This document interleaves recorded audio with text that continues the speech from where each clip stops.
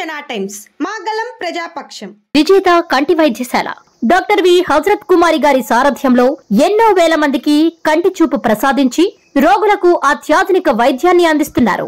EHS Aarogyasri insurance company సౌకర్యాలతో పాటు నిరుపేదలకు ప్రతిరోజు ఉదయం వైద్య సేవలు ఉచితంగా అందించబడును. వెంటనే సంప్రదించండి. విజేత కంటి వైద్యశాల, కెనరా బ్యాంక్ పక్కన, బాబు ఐస్ క్రీమ్ ఎదురువీధి, Brindavanam, Nellore. Welcome to Jana times. ఆత్మకూరులో ఆనం భయపడ్డాడా? ఎస్, అవుననే చెప్పాలి. కాంగ్రెస్ పార్టీ ప్రభుత్వంలో ఆత్మకూరులో ఆనం రామనారాయణరెడ్డి మంత్రిగా పనిచేసి భారీ స్థాయిలో నిధులు తీసుకుని వచ్చి ఇటు హాస్పిటల్స్ అయితేనేమి, రోడ్లు అయితేనేమి, అంగన్వాడీ కేంద్రాలు అయితేనేమి ఎంతో అభివృద్ధి చేశాడని చెప్పి ఆనం రామనారాయణరెడ్డికి మంచి పేరు ఉన్న విషయం ఆత్మకూరులో అందరికీ తెలిసిన విషయం. అదే క్రమంలో టీడీపీ పార్టీలో పుట్టిన సొంత కుంపట్లే ఇటు కొమ్మి లక్ష్మణ్ తమ్ముళ్ళు గాని, ఇటు కన్నబాబు గాని వీరందరూ వ్యతిరేకంగా పనిచేస్తారనే భావన రామనారాయణ రెడ్డికి రావడంతో రామనారాయణ రెడ్డి వెనకడుగేసి వెంకటగిరి నియోజకవర్గం నుంచే పోటీ చేస్తానని టీడీపీ అధిష్టానానికి చెప్పినట్టు మనకు విశ్వసనీయ వర్గాల ద్వారా సమాచారం అందింది. ఇదే క్రమంలో స్వర్గీయ మేకపాటి గౌతమ్ రెడ్డి మృతి చెందిన తర్వాత బై ఎలక్షన్స్ లో మేకపాటి విక్రమ్ రెడ్డి గారు అరంగేట్రం చేసిన తర్వాత వ్యాపార పరంగా నుంచి వచ్చాడు, ఇతను చేయగలడా అనే ఒక ఉద్దేశం కొద్దిమంది ప్రజల్లో అప్పుడు ఉన్నమాట వాస్తవం.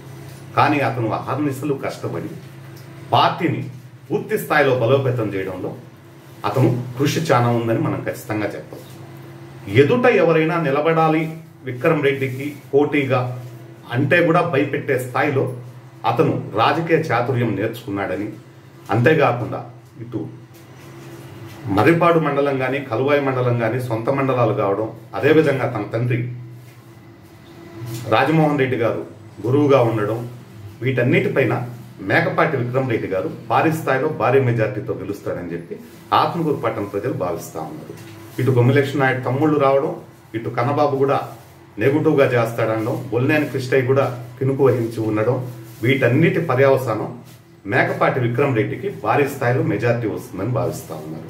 ఇదే క్రమంలో ఆనం రామనారాయణ రెడ్డి ఇటు ఆత్మకూరు చెయ్యాలా వద్దా అనే ఒక డౌట్తోనే వెంకటగిరిని కానీ సర్వేపల్లిని కానీ ఎంచుకున్నట్టు కూడా కొద్దిగా టాక్ వైరల్ అయింది.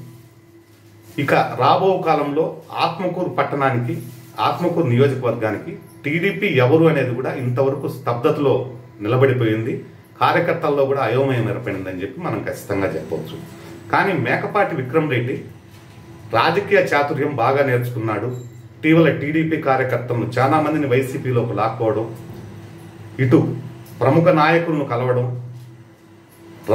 రాత్రులే సంప్రదింపులు జరపడంతో వైసీపీ బాగా ఇంటర్నల్ గా బాగా బలోపేతమైందని చెప్పి ఆత్మకూరులో వైసీపీ కార్యకర్తలు అయితేనే, నాయకులు అయితేనేమి చెప్పుకుంటూ వస్తున్నారు. ఇక రాబో కాలంలో ఎలా జరుగుతుందో వేచి చూద్దాం.